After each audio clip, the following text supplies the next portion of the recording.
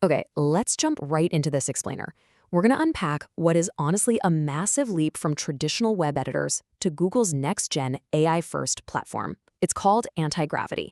Now, if you've been working inside cloud-based environments and, you're just exhausted by the constant context switching, what we're looking at today is absolutely going to redefine how you build, test, and ship your projects. Because look, this is a total paradigm shift.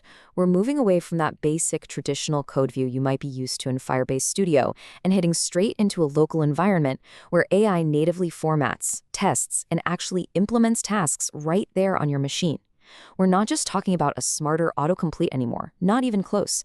We are talking about a fully local, autonomous agent that has total control over your file system and terminal. It literally drives your actual development workflows from start to finish. So here's our roadmap for today. First, we'll meet your new AI agent and check out the browser Subagent. Then we're going to look at customizing context, dive into hooks and plugins, review the strict security sandbox, and finally wrap up with how you can actually move over from Firebase Studio. Right, let's kick things off with meeting your AI agent and understanding the basic loop. We'll start with the most visible part of Antigravity, the agent side panel, which basically acts as your autonomous copilot. Now, you're not just typing commands into a void here. It's so much more collaborative. The agent actually proposes a highly detailed technical plan first, generated as its own distinct artifact. And then it pauses. It waits for your review. You can actually leave comments right there on the file diffs. Maybe you want to decrease the scope or, say, change the tech stack entirely. Once you give it the green light and hit proceed, it goes ahead and executes those changes. And the best part? It outputs this walkthrough artifact at the end to summarize exactly what it just built, which makes getting up to speed on your codebase super easy. Okay, moving on to the browser sub-agent. This is how the AI gets eyes on the web, because we're moving well beyond just code now. This agent can actually autonomously read documentation, fire up local Chrome tabs to test your dev sites, and even take interactive screenshots or screen recordings for you. And it does all of this while operating inside a completely isolated, secure Chrome profile. This is huge because it means your normal cookies and sign-ins stay completely separate, so the AI doesn't accidentally wreck your YouTube algorithm or read your personal emails while it's testing. Plus, it enforces a strict allow list and a server-side den list just to ensure it's only ever navigating to trusted URLs. So that's the magic out of the box. Let's look into how we can tailor this to your specific tech stack by customizing context and capabilities using MCP skills and rules. Let's dive right into the Model Context Protocol, or MCP for short. Honestly, this is a total game changer. Instead of manually copy-pasting your database schemas or giant error logs into a chat panel, which we all hate doing, this protocol acts as a universal bridge. It lets the agent securely fetch live, structured context directly from places like Neon, GitHub, Netlify, or Supabase. So if you're writing a SQL query, the agent can just peek at your live database and suggest the exact right table names. You can even install these integrations directly from the built-in MCP store.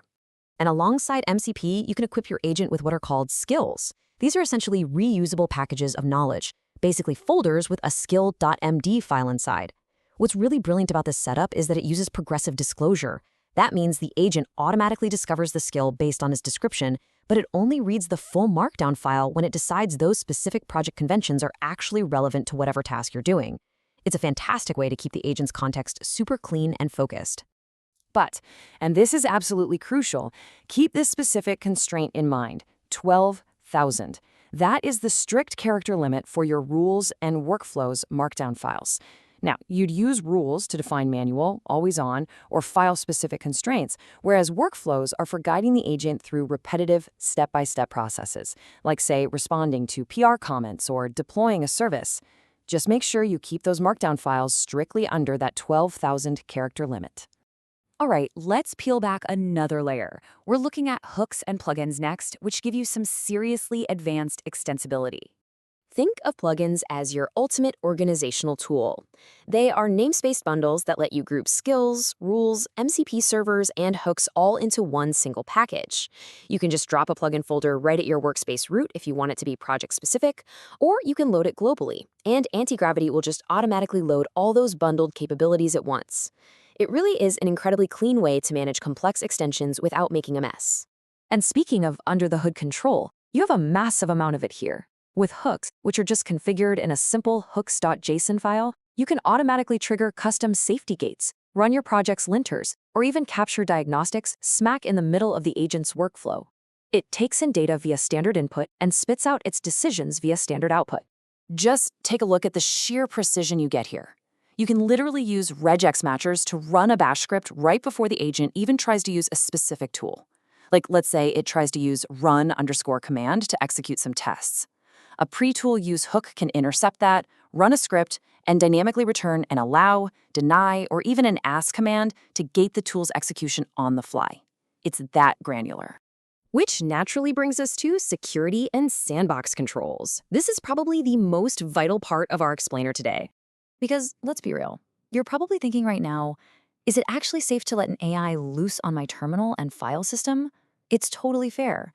That's definitely the biggest mental hurdle when moving from a locked-down cloud IDE to a local agentic setup.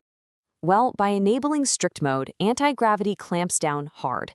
It forces the agent to explicitly request your manual review for all terminal commands and any JavaScript execution. Plus, it enforces strict workspace isolation. That means the agent absolutely cannot touch anything outside your active project folder. Oh, and it actively respects your .getignore rules too, so there's no way it's going to mess with your sensitive ignored files.